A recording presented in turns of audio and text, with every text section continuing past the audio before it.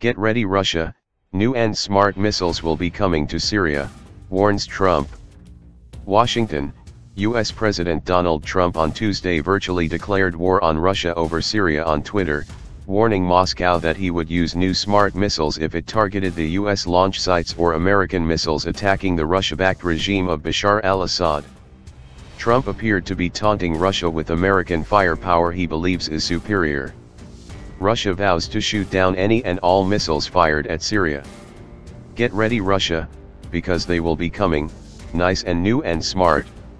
You shouldn't be partners with a gas-killing animal who kills his people and enjoys it, he tweeted second thing in the morning after letting off steam against domestic fake news first thing in the morning.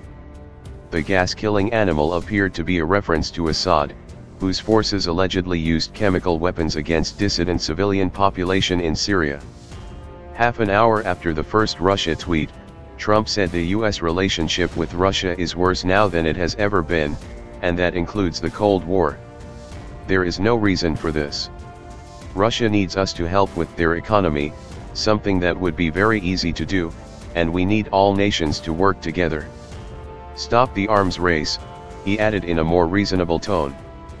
But the initial threat rattled markets and spooked critics who see him as a loose cannon who could unleash havoc on the world if he is cornered domestically.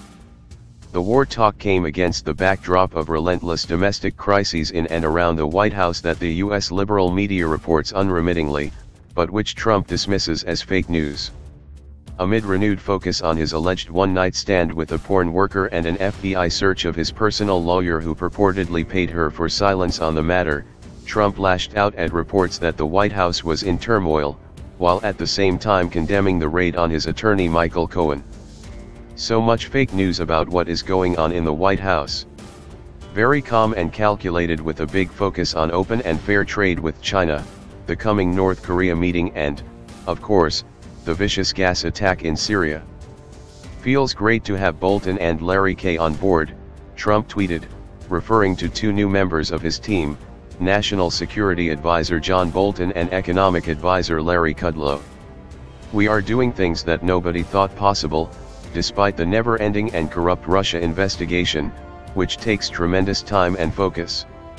No collusion or obstruction, other than I fight back, so now they do the unthinkable, and raid a lawyer's office for information. Bad, he added.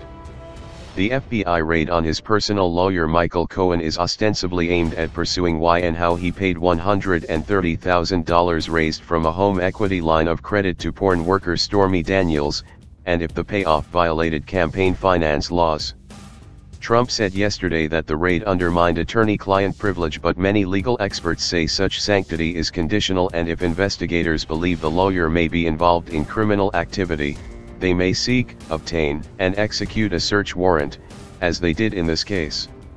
Trump has raged against the raid, which was cleared by his own appointees, including Deputy Attorney General Rod Rosenstein, who some reports could be in imminent danger of being fired under the Syria smokescreen.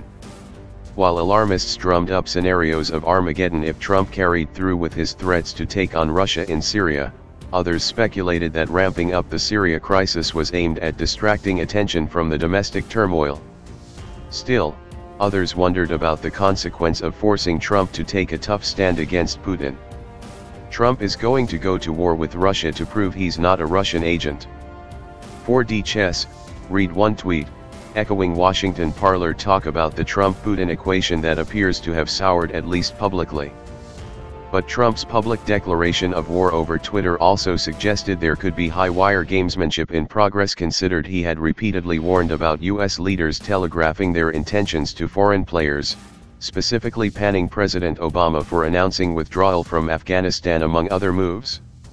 In the case of Syria, Trump did exactly the same thing, announcing a U.S. withdrawal, which his critic and Republican Senator John McCain says emboldened Assad to launch a chemical strike against his own people.